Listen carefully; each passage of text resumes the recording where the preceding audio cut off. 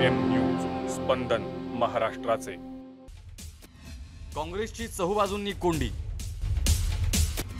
घटक पक्षांचेच काँग्रेसला कडवे आव्हान। सुजय विखेनंतर प्रकाश आंबेडकर, राजू शेट्टींकडूनही दणका। लोकसभा निवडणुकीला काही दिवस शिल्लक असताना काँग्रेसची चहूबाजूंनी कोंडी होताना दिसते। यात सर्वात मोठा दणका दिलाय तो विरोधी पक्षनेते राधाकृष्ण विखे पाटील यांचे पुत्र सुजय विखे पाटलांनी। माननीय नरेंद्र मोदी साहेबांचा, मुख्यमंत्री देवेंद्र फडणवीस साहेबांचा, मुख्यमंत्री साहेबांच्या बाबतीत मला सांगायचं झालं तर मी वैयक्तिक सांगतो की मला एवढ्या मोठ्या पदावर बसलेला एक व्यक्ती ज्या पद्धतीने मला मान सन्मान दिला, मला वाटतं माझ्या वडिलांची जागा त्यांनी त्या ठिकाणी राहून बजावली।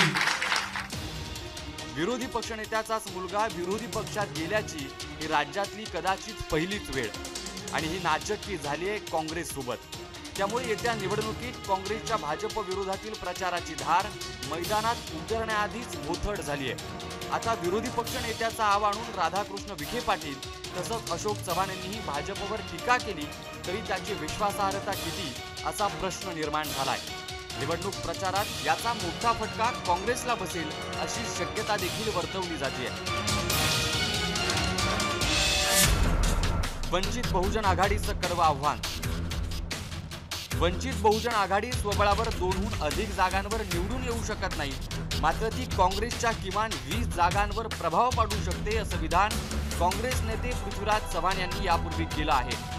यावरूनच वंचित बहुजन आघाडीची काँग्रेसला किती गरज आहे हे लक्षात येतं। मात्र आता ही आघाडी जवळपास मावळल्यात जमा आहे। वंचित बहुजन आघाडीनं 22 जागांवर उमेदवार जाहीर केलेत, तसंच उर्वरित जागांवरही लवकरच उमेदवार जाहीर करणार अशी घोषणा प्रकाश आंबेडकरांनी केली। त्यामुळे काँग्रेसच्या दलित आणि मुस्लिम या पारंपरिक वोट बँकेवर याचा जबरदस्त फटका बसणार आहे आणि याचाच फायदा अर्थात युतीला होणार। राज्यात चौथ्या आघाडीची शक्यता। खासदार राजू शेट्टी आणि राष्ट्रीय समाज पक्षाचे महादेव जानकर यांची नुकतीच भेट झाली। ही भेट अनौपचारिक असल्याचं दोन्ही नेत्यांनी सांगितलं असलं तरी त्यांच्या भेटीचे अनेक राजकीय अर्थ काढले जात आहेत। राजू शेट्टी यांनी काँग्रेस आघाडीकडे 3 जागांसाठी मागणी केली आहे, मात्र त्यांना केवळ 2 जागा देण्यास आघाडी तयार आहे। दुसरीकडे महादेव जानकर आणि रिपब्लिकन पक्षाचे नेते रामदास आठवले यांना देखील युतीकडून डावललं जात असल्याचं चित्र आहे। अशात हे तिन्ही नेते एकत्र येण्याची चर्चा सध्या जोरात सुरू आहे। असं झालंच तर याचा फटका आघाडीलाच बसणार आहे।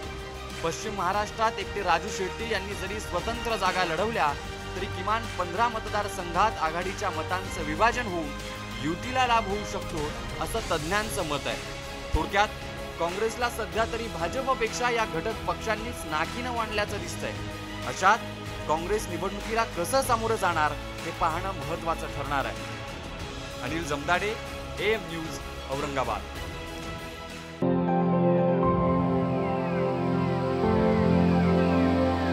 AM न्यूज स्पंदन महाराष्ट्राचे।